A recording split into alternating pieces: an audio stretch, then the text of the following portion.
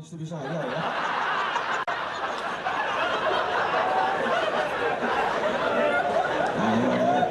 Tepuk tangan untuk Mas Nevi.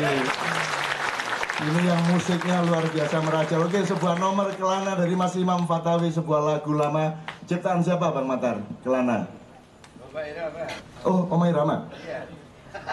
Iya. Berkelana. Oh, itu. Iya, iya.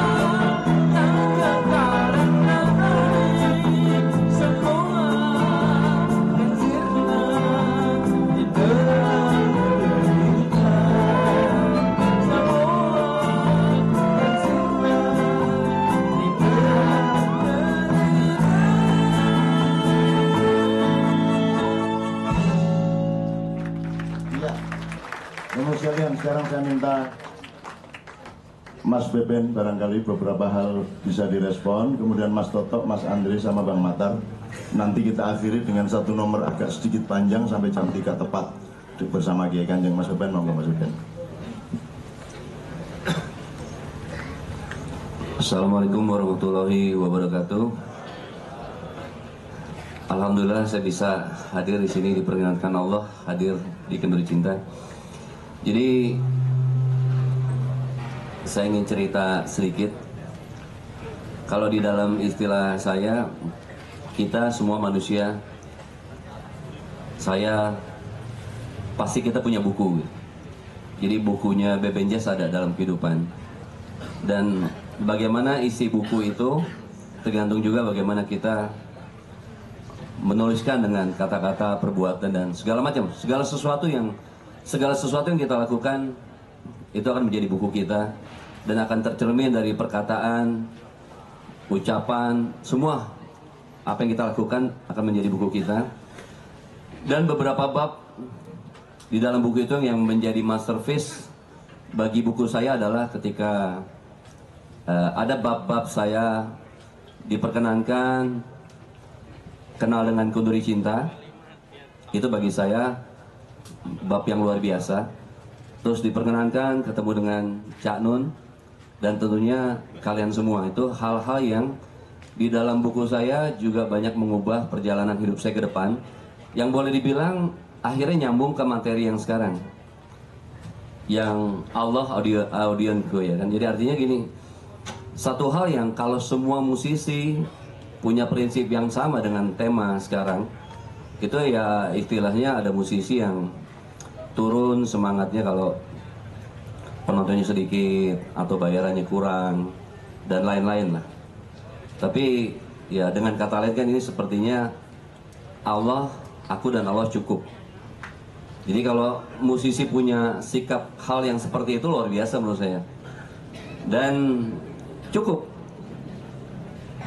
Saya berlatih karena Allah, dengan niatan supaya mainnya bagus, dengan tujuan juga bukan untuk tujuan popularitas dan lain-lain, tapi dengan tujuan karena ingin membahagiakan kalian. Karena kalau saya ingin bahagiain penonton dan lain-lain ya karena Allah juga, ya karena saya harus bermain melakukan hal yang terbaik. Jadi luar biasa menurut saya. Kadang-kadang judul-judul di Kenduri Cinta memang luar biasa. Permainan kata-kata ini Allah audion kayaknya simple gitu, simple, dan kalau kita bisa benar-benar dapat isinya luar biasa banget bagi saya. Ini akan menjadi, mungkin kalau suatu saat saya akan kebetulan sharing dengan anak-anak musik, saya akan bawa tema ini juga ke dalam musik. Karena bagi saya itu luar biasa dan saya rasakan itulah sumber semangat yang tidak ada habis-habisnya. Dan itulah yang membuat kita mungkin ya kalau memang mencintai musik akan main musik sampai mati dengan selalu penuh senyum dan kebahagiaan. Dan sekali lagi saya sangat beruntung diperkenalkan Allah ketemu dengan Kenduri Cinta. Cak Nun, Kiai Kanjeng sangat membuka wacana saya dalam hal musik, jazz dan segala macam. Jadi dalam hasanah jazz juga akhirnya saya dibukakan sikap-sikap di mana mungkin tadinya anak jazz berpikir hanya jazz sebagai suatu bentuk musik, akhirnya ya lewat uraian-uraian Cak Nun dan tulisan-tulisannya membuka mungkin sesuatu yang ya ke arah sana pikirannya, tapi nggak tahu gimana ngomongnya. Tapi Cak Nun dengan tulisan-tulisannya memberikan cakrawala baru, wawasan kalau jazz hanya bukanlah sekedar sebagai bentuk musik. Dan kita bisa lihat di Kiai Kanjeng juga yang kalau di datanya 3.000 berapa ya Mas Toto ya, 3.300 sampai 3.600 kali manggung. Saya sangat bersyukur bisa ketemu Kiai Kanjeng. Dan saat pertama kali lihat Cak Nun, saat pertama kali lihat Kiai Kanjeng, sudah ada jazz di hati mereka. Dan kita bisa lihat hari ini ternyata dengan gamelan bisa Melayu, bisa Metallica dan lain-lain. Karena yang terpenting memang bukan alat musiknya, yang terpenting bukan alat musiknya, dan hari ini membuktikan yang terpenting adalah manusianya. Ya, Cak Nun yang sudah diberikan gelar maestro di Italia kan. Nah itu luar biasa tuh kalau orang melihat orang yang sekolah akademisi melihat Kiai Kanjeng manggung, ini pasti maestro di belakang layarnya. Ya, Cak Nun, tepuk tangan buat Cak Nun, maestro, ya kan? Maestro yang luar biasa. Dan itu Cak Nun Kiai Kanjeng, mereka sudah ada jazz di hatinya, jadi ya alat musik hanya alat musik. Sekali lagi, manusianya yang terus berkembang, dan kita nggak tahu nanti kalau kita lihat, ya saya senyum sedikit ketika lagu Metallica ada swingnya gitu, luar biasa ya. Jadi wah, ini luar biasa, mesti ini di festival jazz yang Metallica belum pernah dibawain ya, yang di festival jazz ya. Mungkin suatu saat ada festival jazz lagi, lagu 2 Metallica, 3 Led Zeppelin gitu kan. Mungkin ya kan. Jadi biar bisa lihat gitu. Jadi artinya jangan memandang musik terlalu sempit, jangan memandang jazz terlalu sempit. Dan sekali lagi yang penting manusianya, teruslah, bukan musik aja, dalam segala bidang jangan lupa terus mengisi diri kita dengan cakrawala, hal-hal yang luas. Isilah buku-buku kalian menjadi buku yang luar biasa nantinya. Dan luar biasa, potensi manusia itu luar biasa. Dan kita bisa lihat hari ini Cak Nun dengan Kiai Kanjengnya. Dan mungkin 5 tahun ke depan, 10 tahun ke depan kita lihat perkembangannya seperti apa. Saya percaya akan terus berprogres karena ada hati jazz di mereka, dan pasti nggak akan betah begitu aja, pastinya akan berkembang. Dan pastinya itu juga sikap seperti itu pastinya ada di Ma'iyah ya. Saya selalu bilang sekali lagi, kalau dalam sisi dari saya bilang sih ini adalah, nggak tahu dibilang ini, ada yang bilang ini pengajian atau komunitas apa. Kalau saya bilang sih selalu dalam sisi hati saya adalah ini adalah sebuah komunitas jazz. Kalau dari sisi saya, karena dengan kehadiran kalian aja berarti Kenduri Cinta Maiyahan ini adalah orang-orang yang selalu mau belajar, orang yang selalu mau berkembang. Teruslah, dan tinggal fokus.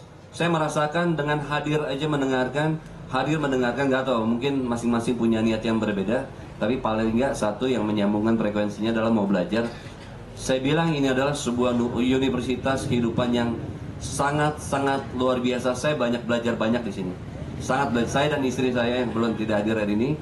Sangat, jadi benar-benar kalau kita fokus, konsentrasi, baik itu dari Cak Nun sendiri maupun pembicara-pembicara lain, pokoknya hadir aja, itu udah luar biasa, melebihi kampus apapun gitu.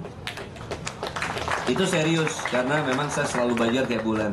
Kenduri Cinta, insya Allah kalau nggak ada apa-apa saya selalu hadir, dan karena saya selalu belajar di Kenduri Cinta. Dan terima kasih Allah, sekali lagi, ini bahasa saya selalu memang juga, sebagian saya juga belajar dari Cak Nun, istilah perkenan, kok sekarang saya ngomong pakai perkenan terus, karena saya makin menyadari segala sesuatu yang saya bisa lakukan bukan karena saya bisa, setiap note yang saya pencet bukan karena saya bisa, semuanya Cak Nun dengan bahasanya memperkenalkan, diperkenankan karena saya diperkenankan Allah. Dan itulah salah satu cara supaya tanpa sadar itu memanjangkan, entah itu memanjangkan rezeki, entah itu menjauhkan kita dari kesombongan. Kita sadar segala sesuatu yang keluar dalam diri kita. Ya, saya sekarang bersila dan sebentar lagi bangun mungkin, atau 1 jam lagi bangun, bisa berdiri ya karena perkenan Allah. Dan itu luar biasa. Terima kasih Cak Nun, terima kasih Kenduri Cinta. Dan Kiai Kanjeng memang luar biasa. Satu hal lagi, pokoknya saya bilang progresif jazz, punya ide-ide yang luar biasa dengan instrumennya, dan bisa berkolaborasi dengan apapun, dan akan terus berkembang dan akan terus berkembang. Terima kasih, itu aja Cak Nun. Assalamualaikum warahmatullahi wabarakatuh. Saya nambah informasi teknis dari yang diungkapkan Beben supaya tidak salah paham seolah-olah saya seorang maestro. Jadi Kiai Kanjeng itu diundang ke Italia aslinya untuk pementasan biasa di universitas. Tapi sampai sana begitu Kiai Kanjeng masuk, mungkin ada yang bawa flu burung, paus sakit. Jadi begitu Kiai Kanjeng mendarat tuh terus ada berita paus sakit. Saya kira itu ada taburan-taburan dari virusnya Kiai Kanjeng di pesawat ketika mau mendarat. Nah, begitu beliau meninggal, sakit, 2 hari kemudian meninggal.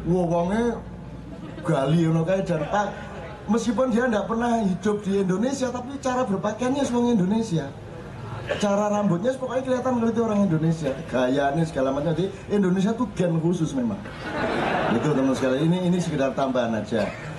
Jadi alhamdulillah Mas Beben, maestro itu juga tidak berarti saya ahli musik. Cuman saya yang jagani gini oh jangan begitu, lario ke sana jangan jalan ke sini, nadanya begini, larinya nada ke sana, ritmenya begini, aransemennya begini, itu saya banyak menentukan. Itu yang disebut maestro gitu loh. Dan maestro tidak harus bisa main gamelan, tidak harus bisa main musik, tapi dia yang mengerti rangkuman keseluruhan keperluan dari musik itu, gitu loh kira-kira. Dan saya sudah runding dulu, Mas Ben, saya sudah rapat sama Kiai Kanjeng. Jangan kaget, nanti kita ke Napoli, di sana saya akan diangkat di pundak mereka sebagai maestro. Setiap orang maestro, sombrero, itu, citato. Gitu teman sekalian, ini sekedar informasi, itu semua bukan kebanggaan. Saya cuman seneng banget bahwa Kiai Kanjeng itu dihormati di mana-mana di luar negeri dan tidak dihormati di Indonesia.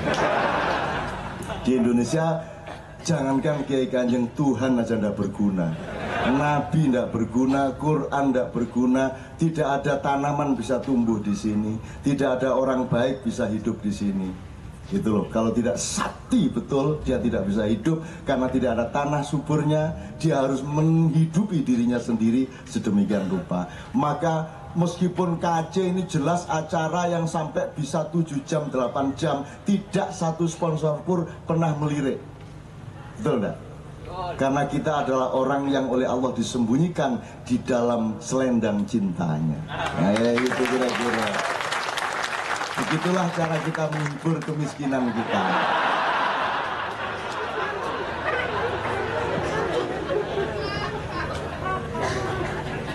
Oke, saya tidak akan ceramah karena saya tadi yang melarang ceramah.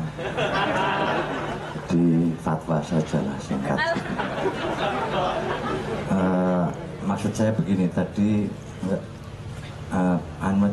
KC itu kurang ngaji, kurang selawatan gitu. Jadi selawatan aja gitu. Gini, jadi ini berkaitan dengan tema dan wirid tahlukah yang sudah diuraikan Cak Nun tadi. Ini ada kaitannya kenapa kita mengurangi ceramah tadi. Dalam khasanah ilmu sosial itu, kalau perubahan itu kan harus dicapai melalui gerakan sosial atau yang disebut social movement itu. Nah, nampaknya persoalan Indonesia ini kan sudah nggak mungkin hanya dengan social movement. Maka ini juga berkaitan. Ternyata di Jawa itu ada kitabnya juga, Syekh, bahwa perubahan itu justru harus dimulai dari suara. Salah satunya, kalau Jawa itu mocopat. Nah, mocopat itu yang dilakukan adalah wirid, tapi wiridnya bahasa Jawa. Nah, ketika Cak Nun menggagas tahlukah itu, saya mengutarakan pada Cak Nun, Cak, coba sekarang bandingkan wirid-wirid yang bahasa Arab dengan wirid-wirid yang Jawa ini.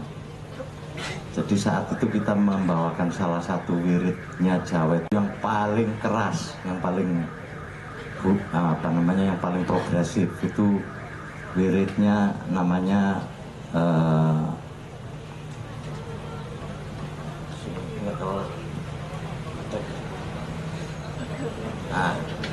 suratnya itu Ki Ageng Selo. Itu paling paling progresif, itu keras itu. Tetapi tidak ada satu kalimat pun yang meminta kepada Allah untuk menghancurkan atau meluluh lantahkan atau membinasakan ngeri-ngeri lah. Itu nggak ada, sama sekali nggak ada. karena di dalam khasanah Jawa ternyata musuh itu nggak ada. Bahkan di dalam bahasa Jawa itu nggak ada yang memaksudkan dengan musuh, itu nggak ada. Nah itu yang, maka saya kira yang lahir dari Wirid Tahlukah itu juga hasil dari refleksi itu juga. Artinya saya mengoreksi juga, saya setuju lagi API, tapi bahasa Indonesianya yang Arab enggak, saya nggak tahu soalnya. Itu bagiannya saya Musomat. Nah saya kira itu yang mungkin bisa dilakukan. Makanya Cak Nun mencoba meminta teman-teman jamaah untuk melakukan itu, dan sebaiknya ya nggak usah seperti ini, nggak usah harus kumpul serentak seperti ini, tetapi bisa berada di tempatnya masing-masing. Nah intinya bahwa perubahan dalam keyakinan Jawa itu harus dimulai dari suara. Nah cuma memang ada syarat-syaratnya yang harus dilakukan. Saya kira nanti di dalam Wirid Tahlukah pun mungkin harus ada syarat-syarat yang harus dilakukan. Soalnya kalau enggak ya cuma nyanyian aja, cuma tembang aja, tetapi sebenarnya nggak ada mantra itu bisa menjadi mantra ketika ada syarat-syaratnya, ada sesajinya. Saya kira ini sudah tidak ada cara lainnya, bahwa sosial movement itu tetap dilakukan ya, tetapi tidak sepenuhnya bisa diandalkan. Kita belajar gerakan sosial juga dari negara-negara lain seperti Meksiko, Amerika Latin dan sebagainya, dan selalu saya juga baru tersadar ketika mulai mengenal dari metode-metode dan alat-alat yang dimiliki oleh Jawa, dan juga saya kira ini juga terkait dengan Islam. Saya kira itu yang mungkin bisa dilakukan. Jadi kalau dalam dunia gerakan sosial ada yang disebut uji materi. Uji materi di sini adalah seberapa jauh jamaah kuat untuk melakukan ini dengan syarat-syarat tertentu. Kalau itu bisa dilakukan ya bisa lulus apa enggak. Pertama, perubahannya ada pada diri kita dulu gitu, sebelum pada perubahan eksternal yang kita harapkan. Nah itu yang saya kira hal yang memungkinkan kita lakukan. Saya mengingatkan kembali bahwa di dalam majelis ilmu ma'iyah ini kan kita sudah meyakini bahwa kita tidak bisa merubah Indonesia, tetapi dari diri kita sendiri yang tidak menambah-nambahi masalah. Saya kira itu yang mungkin penting, menjadi bagian yang perlu kita sepakati. Ini sudah tarafnya sudah bukan material lagi, bukan uji material. Kalau uji material di dalam gerakan sosial itu kan satu contoh kita tidak menyalakan televisi dari hari Jumat sampai hari Jumat, atau kita tidak membeli apa, itu sangat material gitu. Nah ini kita yang mau kita tempuh, saya kira bukan material. Itu yang saya kira itu yang harus kita lakukan, karena menurut saya kita udah cukup lah diskusinya, udah 20 tahun itu udah apa saja kita diskusikan, dan nanti kalau salah-salah malah kepalanya yang nggak kuat, itu malah jadi nggak ada gunanya. Saya kira mendingan sudah wiritan aja lah, dan saya kira kita nggak usah ikut, sudah jelas yang masalahnya sudah jelas. Saya kira itu Cak Nun. Soto Indonesia ini tidak bisa mengatasi dirinya sendiri dengan ilmu apapun dan dengan social movement kayak apapun. Maksudnya Mas Toto adalah kita mencari pawang, kita hanya bisa sembuh kalau ada pawang. Dan pawang ini juga tidak ada pawang di antara kita, yang ada adalah Maulana. Malana maulan siwallah itu ya. Jadi Maulana, kita butuh pawang itu ya, sudah saya jelaskan dulu ya. Menaklukkan macan dengan berperang, macannya kalah, melakukan macan dengan menipu macan, memperdaya dengan lasso, dengan makanan, atau menaklukkan macan dengan resonansi kewibawaan. Begitu ada kita, macannya jinak kepada kita. Dan kita membutuhkan yang ketiga ini untuk Indonesia, itu maksudnya Mas Toto. Dan untuk itu kenapa kita tadi wiritan dikit, selawatan, tidak seperti biasanya? Karena tugas kita sekarang cuma satu, mendekat kepada Maha Pawang ini, supaya beliau berkenan untuk mempawangi negara kita yang sudah tidak bisa diatasi, luar biasa. Ini teman-teman dari yang ngurusin beras distribusi ke Indonesia pada datang sekarang, dan mereka sangat sedih melihat wah, tidak ada tempat yang tidak dikorup, tidak ada peluang yang tidak dikorupsi, apa saja. Jadi sudah tidak mungkin secara sosial itu tak ya, maka dibutuhkan pawang. Nah teman-teman sekalian, kalau kita butuh pawang ya kita jangan ngatur-ngatur pawang, itu maksudnya yang Jawa tadi. Kita nggak ngatur-ngatur pawang. Untuk contoh aja ya, di doa tahluka ini kalimat pertama justru gini, ya Allah ajarilah kami kalimat-kalimat yang sesuai dengan makom kami dan tingkah laku kami, yang dengannya kami berdoa dan munajat kepadamu. Ya Allah, jauhkanlah setan dari doa-doa kami. Ngerti ya? Jadi kita berlindung dulu, jangan sampai kita salah berdoa. Saya kasih contoh aja, wirid atau hizib yang paling dipakai misalnya untuk Palestina, itu dulu saya pernah memimpin di Surabaya, di Gusgate itu Hizib Nasr. Ya tapi saya tidak dalam rangka menyalahkan, tapi pokoknya ada kalimat-kalimat yang menurut Mas Toto tadi itu serem. Misalnya ada, ya Allah hancurkan konspirasi mereka. Itu di dalam mantra Jawa tidak ada, dalam mantra tradisi Timur tidak ada. Ya Allah, Allahumma badid syamlahum, hancurkan konspirasi mereka. Dan kita tahu persis konspirasi yang dimaksud. Pecah belahlah kesatuan mereka. Allahumma farrik jam'ahum. Nah itu saya hindari di dalam tahluka ini. Saya kasih contoh kecil begini. Anda pernah ke Laut Selatan? Pernah ya? Serem ya? Kalau Anda disuruh buang rambut ke Laut Selatan, caranya bagaimana? Karena begitu Anda buang, dia pasti keseret ke pinggir lagi. Kecuali batu besar Anda lempar sangat jauh. Tapi kalau rambut sepotong Anda plastikin gitu, pasti akan balik terus. Sekarang saya tanya sama Anda dulu, kalau manusia dengan ilmu dan teknologinya mengalirkan arus listrik, bid'ah apa tidak? Sehingga kita bisa terang benderang sekarang. Ini kan karena ada arus yang dialirkan. Bid'ah apa tidak? Syirik apa tidak? Kafir apa tidak? Penciptaan listrik ini, mengalirkan arus listrik. Enggak klenik ya, enggak bid'ah ya. Kalau mengalirkan air, mengalirkan angin, boleh.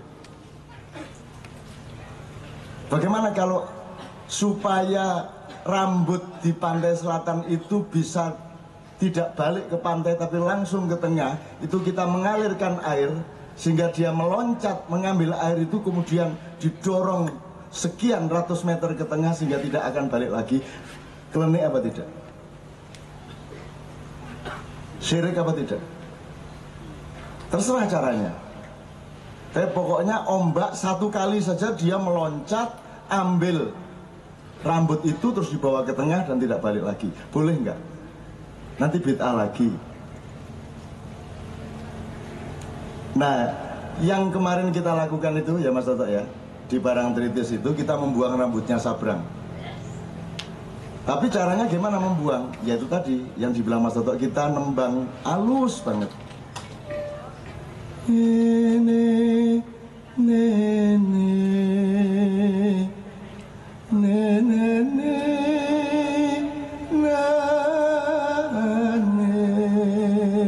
halus banget.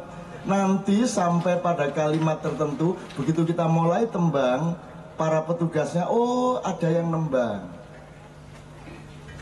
Oh, setelah kalimat kedua, oh maksudnya ingin kita ngambil sesuatu dari dia. Oh, rambut.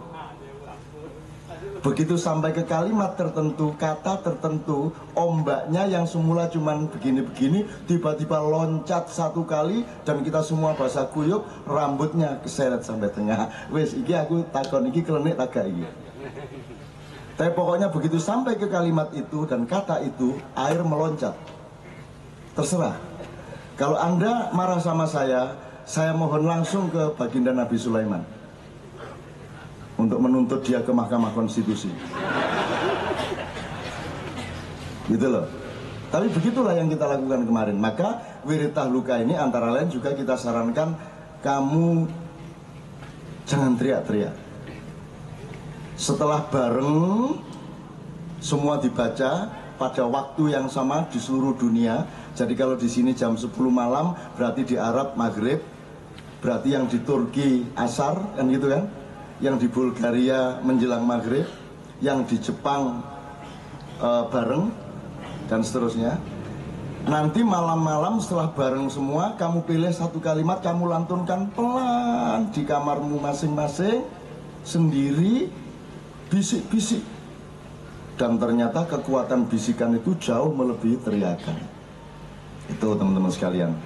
Ini sekedar contoh aja, nanti mudah-mudahan bulan depan atau bulan berikutnya kita sudah bisa terbitkan ini secara resmi, termasuk dengan akhlak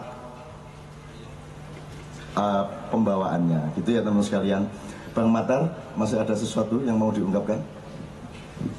Sedikit saja bahwa saya tadi terpengaruh 1 jam digiring untuk teman membicarakan kegiatan ini. Kalian ini nggak waras. Di Jakarta ini kegiatan kayak gini nggak waras. Ketika dia bicara pribadi, lu ngapain? Mendingan lu urus bini lu, urus anak lu cari duit. Itulah yang lingkaran saya. Nah, saya kembali ke belakang. Bahwa memang ada joke ya, makin banyak tahu makin kita mumet. 4 bulan yang lalu saya mencoba untuk memahami 19.700 halaman APBD DKI Jakarta.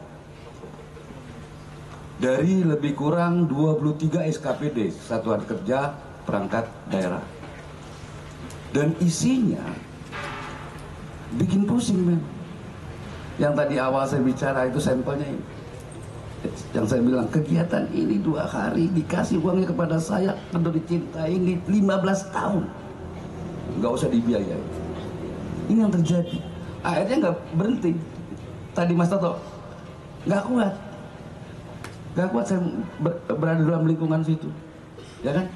Nah, di Kenduri Cinta di Jamamaya bahwa ada satu perubahan yang sangat fundamental pada diri saya, walaupun sekali-sekali harus marah gitu kayak tadi saya bicara.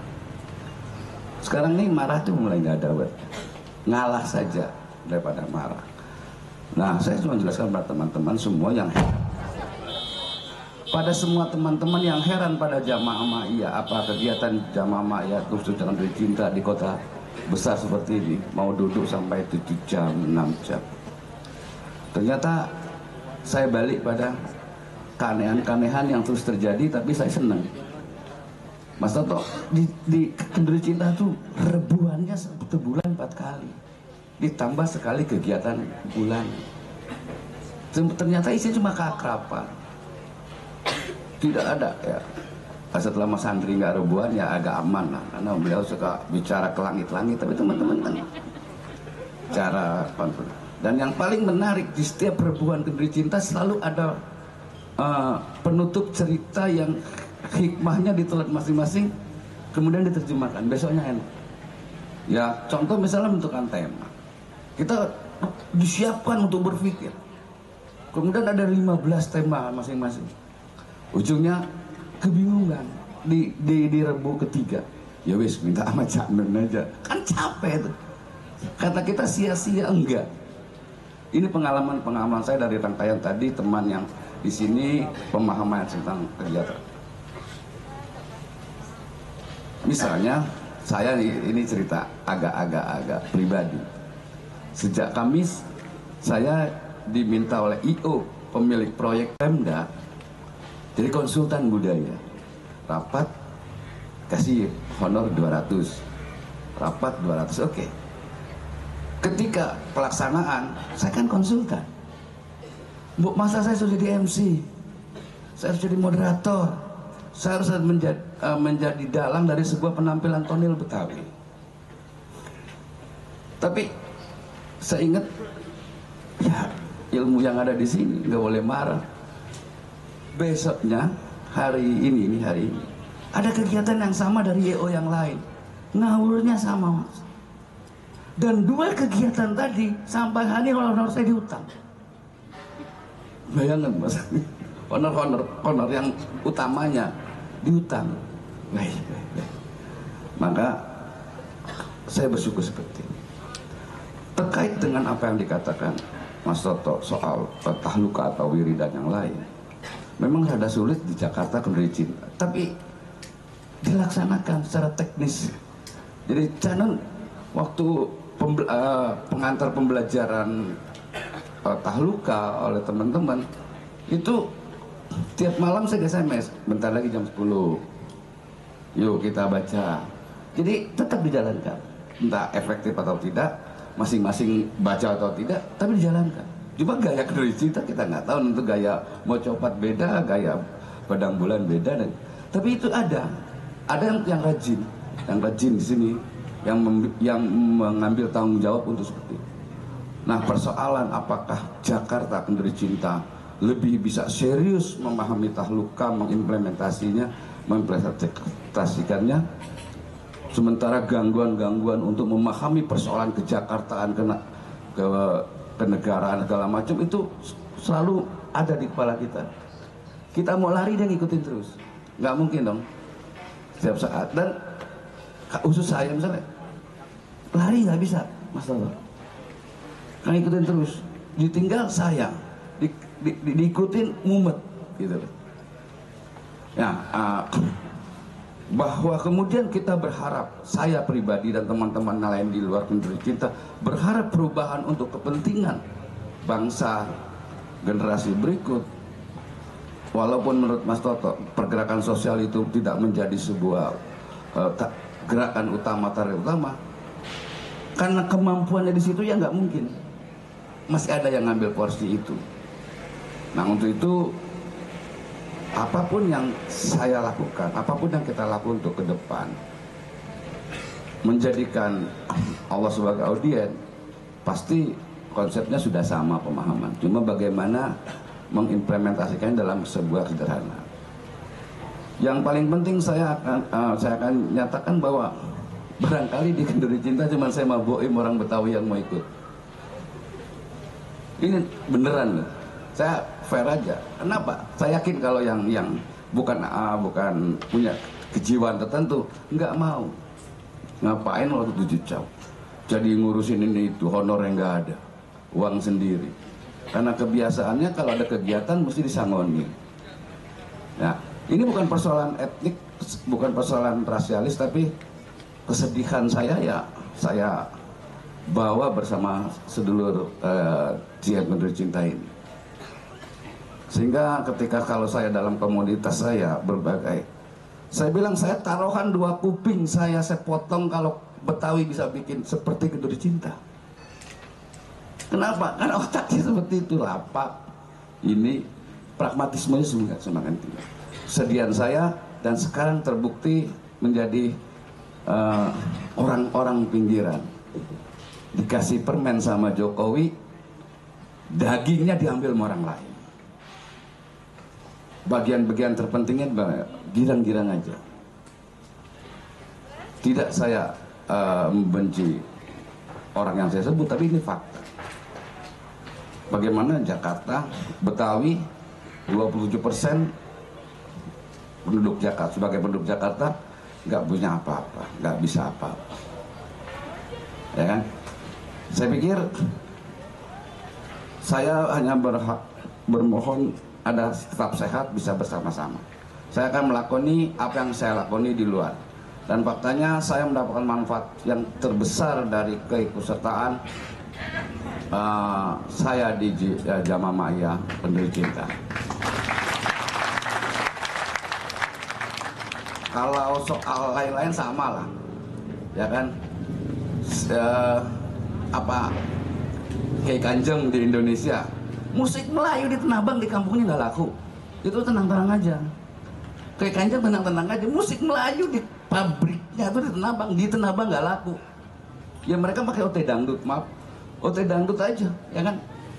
Dengan penyanyi perempuan dapngan, joget, nanti mabuk-mabukan, baru. Jadi saya sadar itu, betapa ini bagian dari hobi, keinginan untuk menjaga semangat peradaban dan kebudayaan masyarakat Tanah Abang.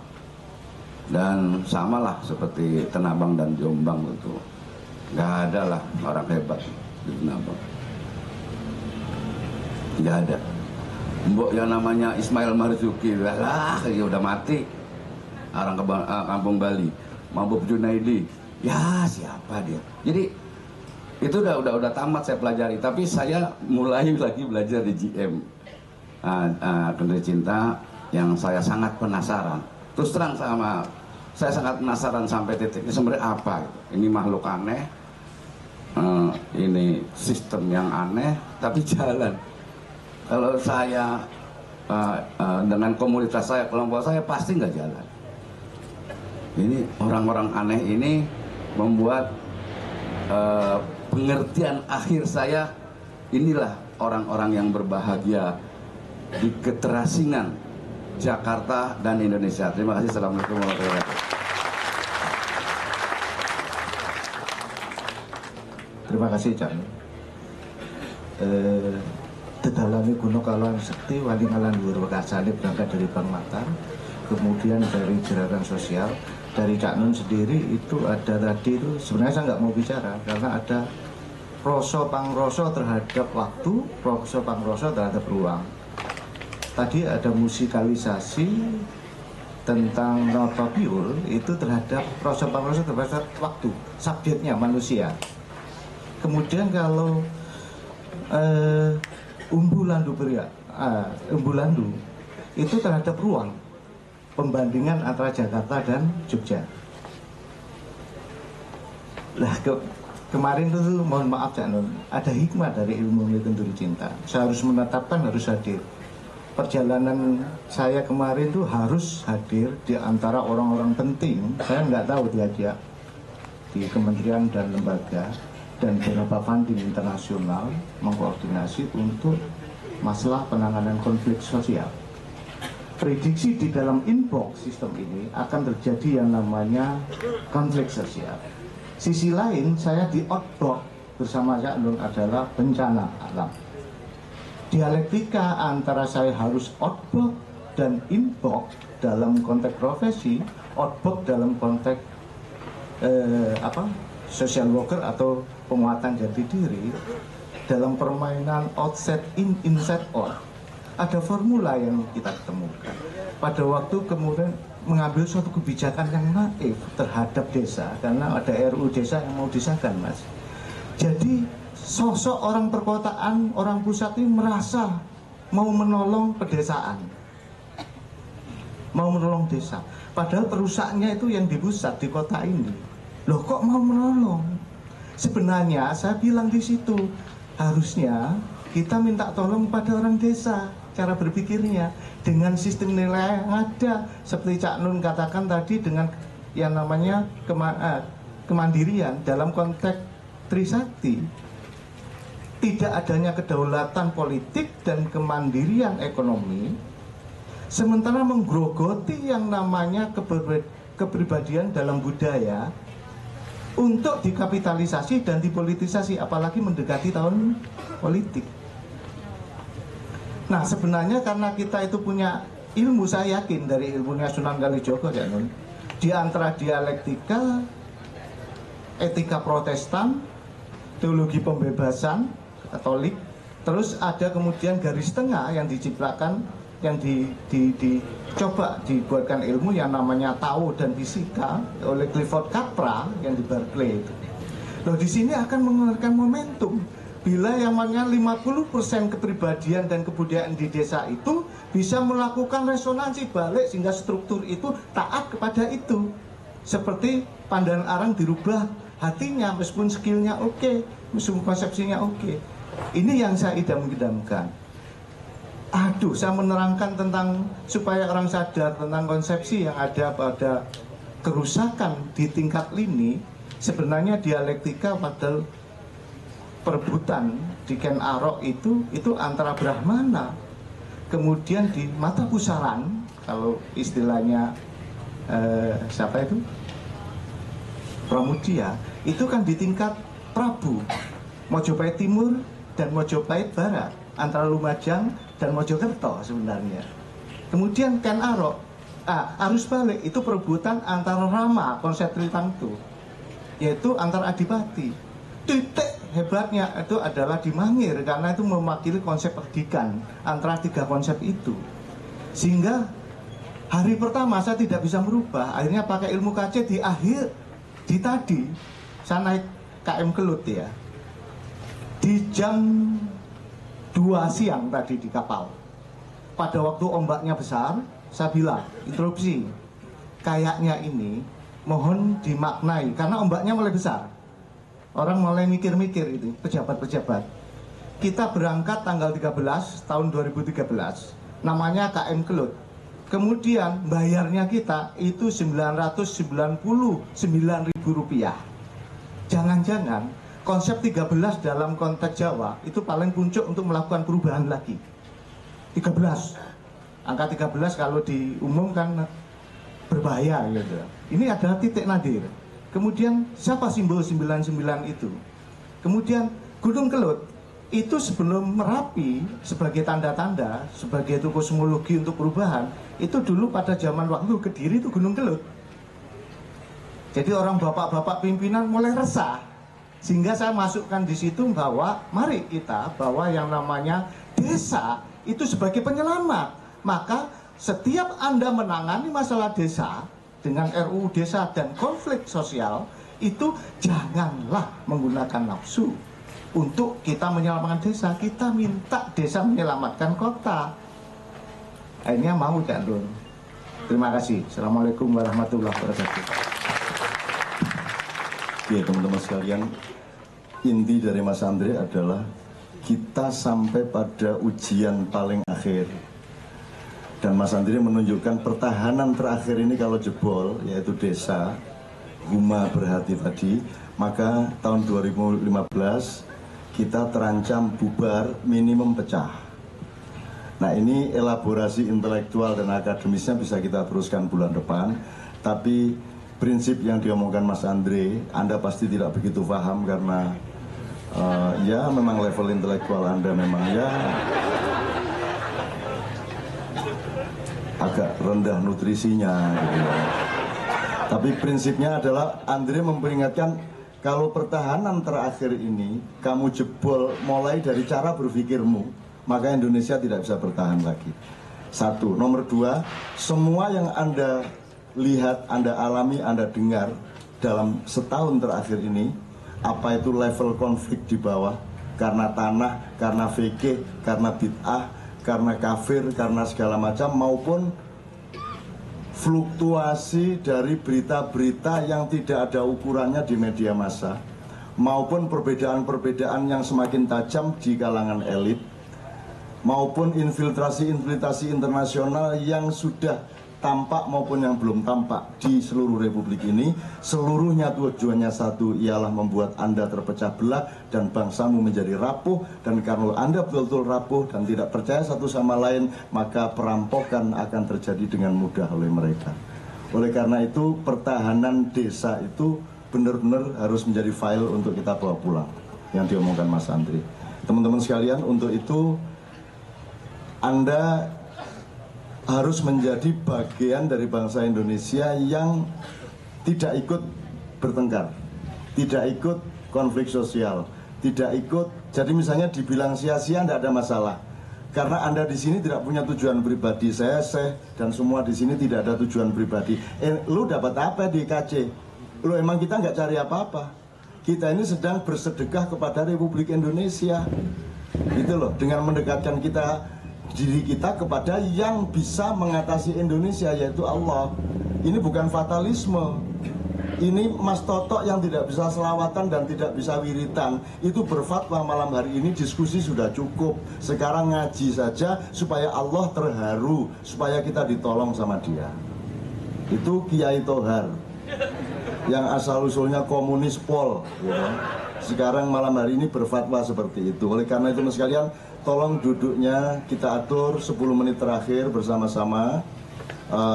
Duduknya sedemikian rupa sehingga Allah menjadi utama di dalam kesadaran dan rasa Anda, di dalam jiwa, di dalam dada, di dalam kepala, dan seluruh aliran darah Anda semua.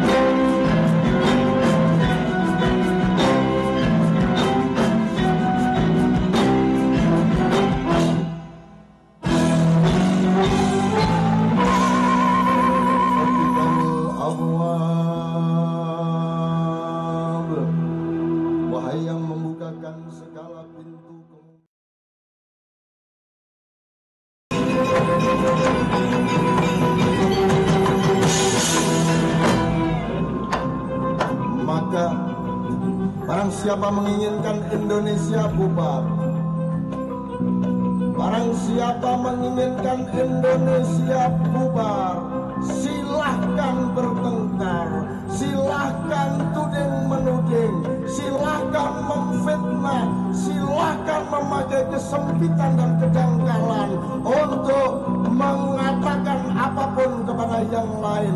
Silahkan sebar kebencian, permusuhan, sikat, bakar, injak-injak, tendang, bunuh.